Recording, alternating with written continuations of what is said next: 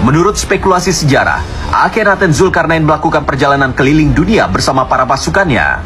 Konon, mereka menempuh perjalanan ke Kepulauan Kiribati di Samudra Pasifik hingga ke negeri Cina. Di negeri Cina inilah dikisahkan Zulkarnain mendirikan tembok pembatas antara peradaban Cina kuno dan wilayah Mongolia yang diyakini sebagai Ya'juj wa Ma'juj. Tembok ini di kemudian hari dikenal sebagai tembok besar Cina yang pembangunannya dilanjutkan oleh dinasti-dinasti Cina kuno. Hingga kini, mumi dari Raja Amenhotep keempat tidak pernah ditemukan.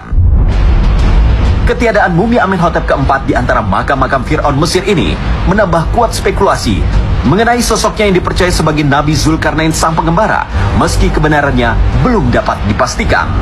Wallahu a'lam bishawab.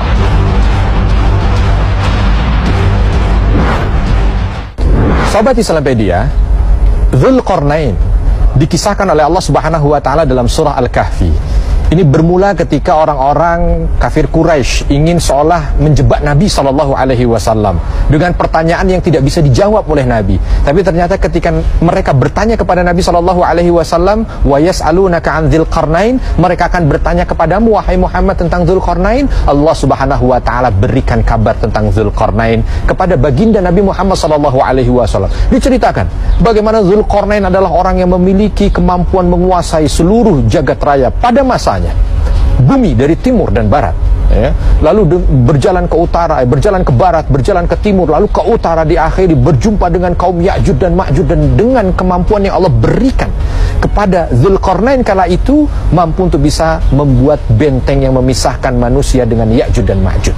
Siapa sebenarnya Dzulqarnain? Sahabat Ali radhiyallahu anhu mengatakan dia bukan nabi, juga bukan malaikat, tetapi dia adalah seorang saleh yang taat kepada Allah Subhanahu wa taala, yang diberikan kekuatan untuk menjadi pemimpin, yang kekuasaannya meliputi timur dan barat kala itu. Diminta untuk berdakwah kepada satu kaum, tapi pernah datang kepada satu kaum, ternyata dia mendapatkan perlawanan sehingga tertebaslah kepalanya, ada luka di sini.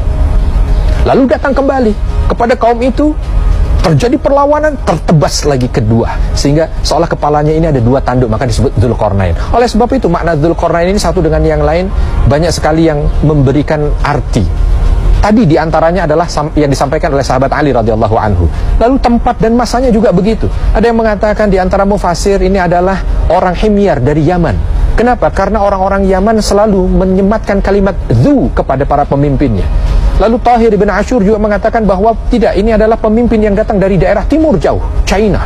Kenapa? Karena kekuasaannya disebutkan juga begitu. Ada yang mengatakan yang lain dan sebagainya. Bahkan ada beberapa riwayat juga yang menyampaikan bahwa Dzulqarnain hidup pada masa Nabi Ibrahim alaihissalam dan banyak mengenal tentang Islam di tangan Nabi Ibrahim, di bawah dakwah Nabi Ibrahim alaihissalam. Di antara maknanya atau di antara riwayat yang disampaikan. Dan Dzulqarnain ketika disampaikan dalam benak kita adalah apa yang disampaikan oleh Allah Subhanahu wa taala dalam surah Al-Kahfi, memiliki kemampuan dan kekuatan di dalam berdakwahnya, sehingga Allah mudahkan dia untuk bisa menyampaikan dakwah ini kepada manusia di masanya.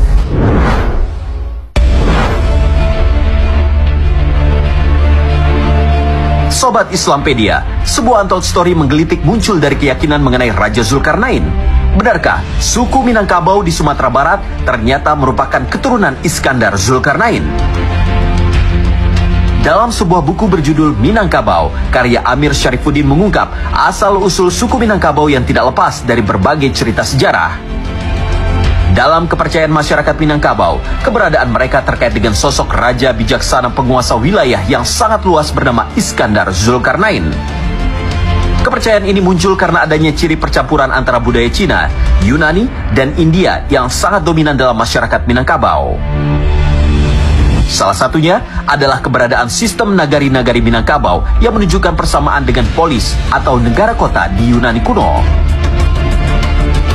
Selain itu, dalam karya sastra Tambo Minangkabau yang merekam sejarah dan legenda masyarakat Minangkabau, dijelaskan bahwa keturunan suku Minangkabau berasal dari Sultan Iskandar Zulkarnain atau Alexander Agung yang memiliki 3 orang anak laki-laki.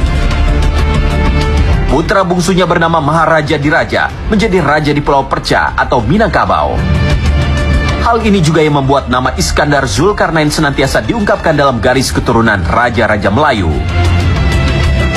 Meski begitu, kisah ini masih dianggap legenda dan belum dapat diyakini sebagai sebuah kebenaran sepenuhnya.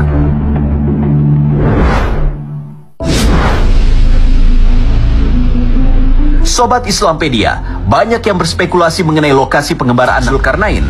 Tetapi, benarkah bahwa Al-Quran ternyata sudah memberikan ciri-ciri dari lokasi yang dilalui oleh Zulkarnain? Rupanya hal tersebut telah tertuang dalam surat Al-Kahfi ayat 86, 90, dan 93. Pada ayat 86, Allah berfirman, "Hingga ketika dia telah sampai di tempat matahari terbenam, dia melihat yang matahari terbenam di dalam laut yang berlumpur hitam, dan di sana ditemukannya suatu kaum tidak beragama." Quran Surat Al-Kahfi ayat 86. Dari ayat ini banyak yang berpendapat bahwa Laut Hitam di utara Turki merupakan lokasi yang dimaksud.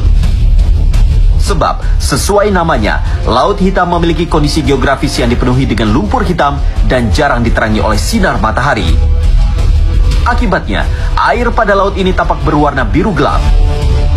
Sementara itu, pada ayat 90 Allah berfirman, "Hingga apabila dia telah sampai ke tempat terbit matahari sebelah timur, dia mendapati matahari itu menyinari segolongan umat yang kami tidak menjadikan bagi mereka sesuatu yang melindunginya dari cahaya matahari itu." Quran Surat Al-Kahfi ayat 90.